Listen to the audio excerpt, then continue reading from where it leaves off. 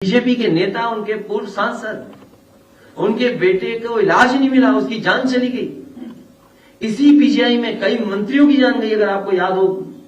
याद है कि नहीं याद है आपको? जिस समय कोरोना फैला था, बीमारी आई थी, इसी प्रतिष्ठित संस्थान में मंत्रियों की जान गई। ये जो जांच कर करके अपना पल्ला झाड़ रहे हैं, कोई जिम्मेदार अगर है तो मुख्यमंत्री खुद जिम्मेदार हैं। चरम सीमा पर महंगाई है, चरम सीमा पर बेरोजगारी है, चरम सीमा पर अन्याय हो रहा है और सरकार सुनने को तैयार नहीं है, देखने को तैयार नहीं है। क्या गड्ढे में गाड़ी के डिसबैलेंस होने से बच्चों की जान चली गई? आप मुझे बताओ पत्रकार साथियों, पिछले 6 साल में या 7 साल होने जा रहे हैं, इस सरकार ने कितनी बार कहा कि गड्ढा मुक्त करेंगे सड़कों को? क्या ये बदायूं की घटना उसकी वजह से नहीं हुई? अखबारों में छपाई कि भ्रष्टाचार और गड्ढे की वजह से डिसबैलेंस हुई गाड़ी और इतना बड़ा एक्सीडेंट हो गया, बच्चों की जान चली गई। और फिर डेंगू से जान जा रही है लोगों की। किसी जिला अस्पताल में इलाज नहीं है, दवाइयां नहीं है, ऑपरेशन नहीं मिल पा रहा। पीजीआई जैसे प्रतिष्ठित संस्थान में बीजेपी के नेता, उनके पूर्व सांसद, उनके बेटे को इलाज नहीं मिला, उसकी जान चली गई। इसी पीजीआई में कई मंत्रियों की जान गई, अगर आपको याद हो। याद है कि नहीं याद है आपको? जिस समय कोरोना फैला था, बीमारी आई थी, इसी प्रतिष्ठित संस्थान में मंत्रियों की जान गई।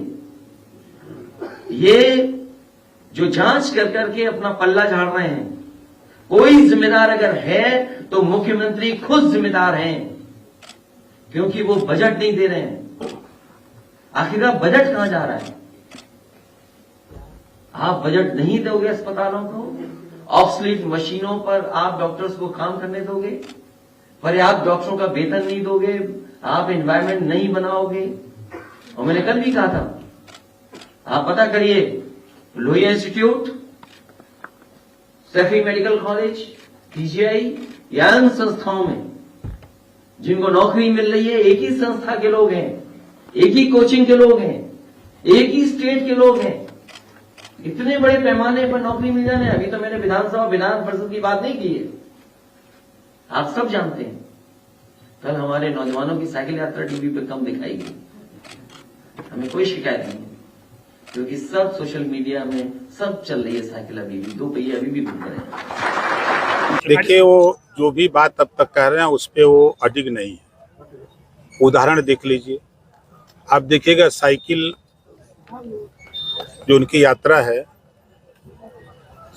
वो उसकी हवा निकल जाएगी। आप देखिएगा, आपने देखा कि जितने भी योजना वो बनाते सिर्फ कागज पे हैं, धरातल पे उतारना बड़ा टफ हो जा रहा है उनके लिए।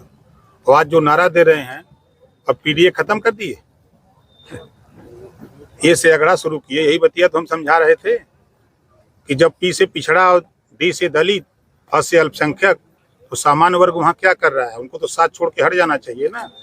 आप कहाँ गए? अल्पसंख्यक छोड़ दिए कि डबलिया दिए? अच्छा, अभी आपने बड़ी बात कही कि रावण जी ने लंका जलाई, क्या माना जाए? आप हनुमान जी ने लंका जलाई। तो जो चीजें उन्होंने हमारे सामने रखी, उसके बाद मैंने सोचा, विचार किया। उन्होंने कहा कि ओम प्रकाश जी, आपने वादा किया है मुझसे। जब 2022 में मैंने प्रयास किया कि आप हमारे साथ आओ, आपने यही कहा था कि बहुत देर हो गई है। तो माननीय प्रधानमंत्री जी ने कहा कि दिल्ली के चुनाव में हमारी मदद करना। आप क्या कह रहे हो? मैं आज एनडीए में शामिल हो जाता हूं और 18 तारीख को एनडीए में शामिल होकर उत्तर प्रदेश में योगी आदित्यनाथ जी के नेतृत्व में 80 लोकसभा सीट जीतने का संकल्प लेकर हम धरातल पे घूम रहे हैं। कल मैं था बहराइच, लखीमपुर खीरी।